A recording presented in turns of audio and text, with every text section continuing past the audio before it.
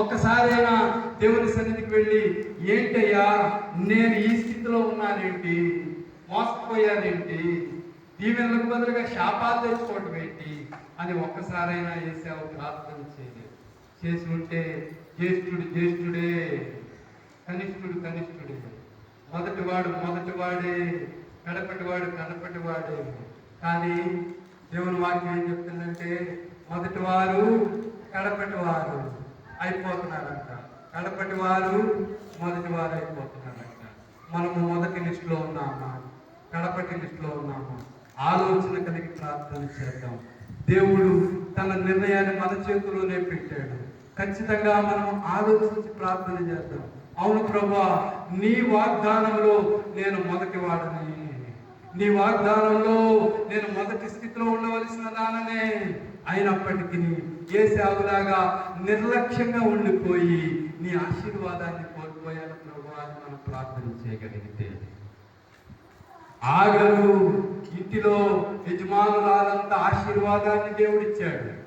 ఇంటిలో చాసిగా ఉన్న ఆగరును యజమానురాలంత ఆశీర్వాదాన్ని దేవుడిస్తే, మనసును గర్వించి యజమానురాల మీద పెత్తనం చేయడానికి ప్రయత్నం చేసింది. అలాంటి పరిస్థితిలో వెళ్ళగొట్టు అని చెప్పింది దేవుడే. అరణ్యంలో ఏడుస్తూ ఉంటే, నువ్వు వెళ్ళి నీ యజమానురాలు చేతి కింద అణిగిమణిగి ఉండు అని చెప్పింది దేవుడే. ఆగస్టులో చెప్పాడు. ఎక్కడి నుంచి వస్తున్నావు, ఎక్కడికి వెళ్తున్నావు తెలియదండి. గమ్యం లేదు, గమ్యం ఏదో తెలియదు, దారి ఏదో తెలియదు, ఎటు వెళ్ళాలో తెలియదు, ఏ దిక్కో తెలియదు, ఎటు పోవాలో నాకు అర్థం కాలేదు. నా బిడ్డ ఏడుపు నేను చూడలేకపోతున్నాను, చంపేయి, వాడికంటే ముందు నన్ను చంపేయి అని దేవుని దగ్గర ప్రాణాంగా ప్రార్థన చేస్తావు, ఆదాయపడతావు. అప్పుడు దేవుని దూత చెప్పాడు, నీ బిడ్డను తీసుకో, దేవుడు నిన్ను దీవించిపోతున్నాడు.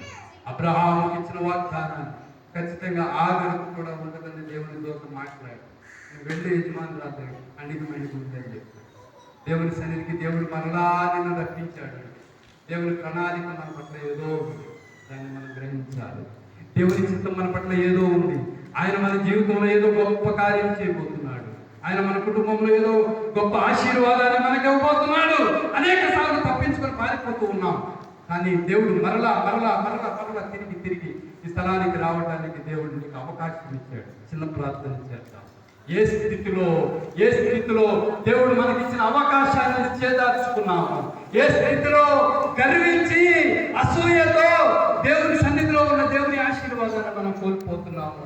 చిన్న ఆలోచన కలిగి దేవుని సన్నిధిలో చిన్న ప్రార్థన చేద్దాం. సోదరి సోదరుడా, వాక్యం విన్నాం కదా, దేవుడిచ్చిన అవకాశాన్ని సద్వినియోగం చేసుకోలేని ఏశావు భ్రష్టుడైపోయాడు, వ్యభిచారి అయిపోయాడు. దేవుని వాక్యం ఏం చెప్తుంది? వాడు భ్రష్టుడు, వ్యభిచారి అని. కానీ మోసపూరితమైన మనసు కలిగిన యాకోబు దేవుడిని ఆశ్రయించి గొప్పవాడైపోయాడు. దేవుని వాగ్దానాన్ని సంపాదించుకున్నాడు. 12 మంది కుమారులు, 12 గోత్రాలకు వారసులైపోయారు. ఎంత గొప్ప ధన్యత యాకోబుకు దేవుడు ఇచ్చాడు. మనము ఏ స్థితిలో ఉన్నా, మోసకాలమైనప్పటికీ, ఎందుకు పనికిరాని వాళ్ళమైనప్పటికీ, ఏ అర్హత లేనప్పటికీ, ఏ యోగ్యత మనకు లేనప్పటికీ, దేవుడు మనల్ని నిర్ణయించి దేవుడి పరిశుద్ధ నిర్ణయం చొప్పున ఈ స్థలానికి దేవుడు మనల్ని ప్రేరేపించాడు. ఈ స్థలానికి దేవుడు మనల్ని నడిపించాడు.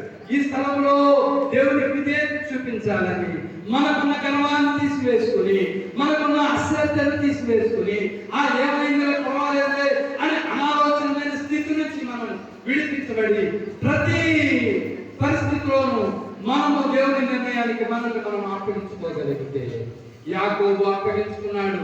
అయ్యా, ఇదిగో నా ప్రయాణంలో తినడానికి ఆహారము, తాగడానికి నీరు, కట్టుకోవడానికి వస్త్రాలు నువ్వు నాకు అనుగ్రహించి నా ప్రాణాన్ని కాపాడి మళ్ళా క్షేమముగా నేను తిరిగి వచ్చేటప్పుడు నేను సజీవంగా ఉంటే, ఇదిగో ఈ స్థలంలో మందిరము కడతాను, ఈ స్థలంలో బలిపీఠము కడతాను, ఇదిగో ఈ స్థలంలో నీకు నమ్మకంగా నేను ప్రార్థన చేస్తానని చేసిన మాట దేవుడు విన్నాడు. ఆ రాత్రే దేవుడు మాట్లాడటం మొదలు పెట్టాడు. భూమి మీద నుండి ఆకాశం మీదకి వేయబడిన నిచ్చెన దర్శనంలో కనబడుతూ ఉంది. ప్రార్థన చేసిన కాసేపటికే, దేవుడు అడిగిన కాసేపటికే అతడు దర్శనాన్ని చూస్తూ ఉన్నాడు. ఆ దర్శనంలో ఆ నిచ్చెన మీద దేవదూతలు ఎక్కుతూ దిగుతూ ఉన్నారు. అదే పరిస్థితిలో ఇదిగో ఆ ఆకాశం నుండి స్వరం వినపడతా ఉంది. యాకోబు, నీ తండ్రి అయిన దేవుడను, అబ్రహాము దేవుడను, ఇసాకు దేవుడను, నేను నీకు తోడై ఉంటాను. నీవు వెళ్ళే ప్రతి స్థలంలో నేను నిన్ను ఆశీర్వదిస్తాను. మోసగాడైనప్పటికీ దేవుని సన్నిధిలో చేసిన ప్రార్థన దేవుడు ఆలకించి నేను నీకు తోడై ఉంటానని వాగ్దానం చేశాడే. మనము దేవుని సన్నిధిలో నమ్మకంగా ఉండటానికి ఆశపడి ఇష్టపడి అనేక పరిహారార్థ బలిగా మన కోసం ఆయన చిందించిన రక్తానికి మనం లోబడి ఆయన యొక్క తన స్వరక్తం చేత మనల్ని కొని తన రక్తమిచ్చి మనల్ని కొన్న దేవుడు. మనము విలువ పెట్టి కొనబడిన వారము. ఎందుకు నిర్లక్ష్యంగా ఉండాలి? ఎందుకు ఏశావు వలె భ్రష్టుడిగా ఉండాలి? ఎందుకు ఏశావు వలె వ్యభిచారిగా ఉండాలి? ఎందుకు ఏశావు వలె అనామకుడిగా ఉండాలి? పెద్దవాళ్ళని పేరే గాని ఏ మాత్రము దేవుని ఆశీర్వాదాన్ని పొందలేని స్థితిలో, మనుషుల దీవెనను పొందలేని స్థితిలో ఏశావు ఒంటరిగా ఉండిపోయాడు. ఆలోచించు సోదరి సోదరుడా, ఏ ఉద్దేశంతో దేవుడు మనం పిలుచుకున్నాడు, ఏ ఉద్దేశంతో దేవుడు మనం నిర్ణయించాడు, ఆలోచన చేద్దాం. చిన్న ప్రార్థన చేద్దాం దేవుని సన్నిధిలో. అవును ప్రభువా, నీవు ఇచ్చిన ఆశీర్వాదాలు ఎన్నోసార్లు కోల్పోయాను. ఎన్నోసార్లు నీ పిలుపుకు లోబడకుండా, ఎన్నోసార్లు నీ మాటకు, నీ గద్దెంపుకు నేను విసుక్కున్నాను. ఎన్నోసార్లు తప్పిపోయాను, ఎన్నోసార్లు జారిపోయాను. ఇదే నా ప్రార్థన ఎక్కడ లేదా అని అనుకున్నాను. అయ్యా, నీ నిర్ణయం ఇక్కడే ఉంది, నీ పరిశుద్ధ నిర్ణయం ఇక్కడే ఉన్నది, నీ చిత్తం ఇక్కడే ఉన్నది. నీ చిత్తంలోనే ఉన్నానని గ్రహించలేకపోయాను ప్రభువా. ఆగంలాగా పారిపోతూ ఉన్నాను, ఆగంలాగా అరణ్యంలో వెతుకున్నాను. దైవాలను జ్ఞాపకం చేసుకొని ఒక్క చిన్న మాట దేవుడితో చెప్పు. ఈ మధ్యాహ్నకాల సమయంలో దేవుడు నీ స్వరాన్ని వినడానికి సిద్ధంగా ఉన్నాడు. యాకోబు మోసగాడైనప్పటికీ ఆ స్థలంలో చేసిన ప్రార్థన దేవుడు ఆరాధించి నేనున్నాను, నీకు తోడై ఉంటానని వాగ్దానం చేశాడు. మనకు కూడా దేవుని వాగ్దానం ఉంది. ప్రభువా, ఇదిగో నేను పారిపోతున్నాను, దయతో నన్ను జ్ఞాపకం చేసుకొని ప్రార్థన చేస్తే నేనున్నానని దేవుడు మనతో మాట్లాడతాడు. చిన్న ప్రార్థన చేస్తావా సోదరి సోదరుడా? వాక్యం ఉన్నావు కదా, ఎంతో ప్రయాసపడి స్థలానికి వచ్చావు, దేవుని మాట వినడానికి స్థలంలో ఉన్నావు, దేవుని చిత్తాన్ని నెరవేర్చాలని ఉద్దేశంతో వచ్చావు. ఇంకా ఎందుకు నోరు తెరిచి నీకున్న అతిక్రమ క్రియను దేవుని సన్నిధిలో చెప్పలేకపోతున్నావు? నీకున్న ఆటంకాన్ని ఎందుకు దేవుని సన్నిధిలో చెప్పలేకపోతున్నావు? ఆలోచించు, చిన్న ప్రార్థన చేయి, నోరు తెరిచి చిన్న ప్రార్థన చేయి.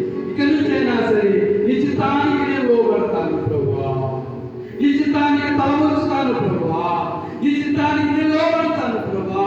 నా జీవితంలో ఏది జరిగినా అది ఖచ్చితంగా నీ చిత్తమే, నీ నిర్ణయమే ప్రభువా. నీ చిత్తమేదో నా జీవితంలో బయటపడచ్చు.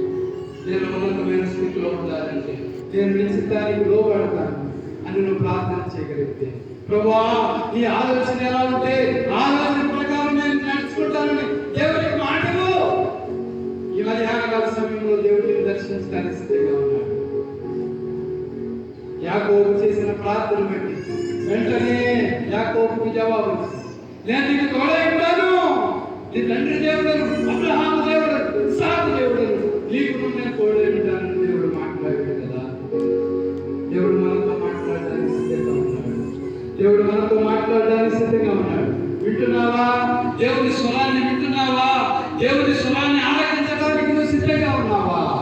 ఆలోచన చేసి ప్రార్థన చేసుకో. ఇంకా ఏదో అవిధేయత, ఇంకా ఏదో నిర్లక్ష్యము, ఇంకా ఏదో చెప్పలేని ఆ యొక్క నిర్లక్ష్యము మన హృదయంలో ఏర్పడి చేస్తుందేమో.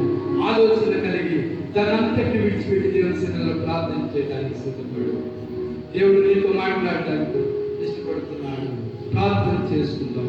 పరిశుద్ధుడా, నీకు వందనాలు స్తుతులైనా సహాయం చేయ ప్రభువా. నాయనా, మీరు చేసే దేవుడు, యథార్థవంతుడవు, మాట ఇచ్చి నెరవేర్చే దేవుడు, మాట ఇచ్చి మాట తప్పే దేవుడు కాదు. నాయనా, నీ నిర్ణయాన్ని, నీ చిత్తాన్ని నా పట్ల బయలుపరచు ప్రభువా. నీ చిత్తానికి లోబడతాను ప్రభువా. మాట వింటాను ప్రభువా. పారిపోనయ్యా, నేను పారిపోనయ్యా, నీ చిత్తంలో ఉంటానయ్యా అని కేక వేసి ప్రార్థన చేయగలిగితే దేవుడు తన ప్రణాళికను మన పట్ల ఆయన సిద్ధం చేస్తూ ఉన్నాడు. దేవుడు తన ప్రణాళికను మన పట్ల ఆయన రుజువు చేస్తున్నాడు.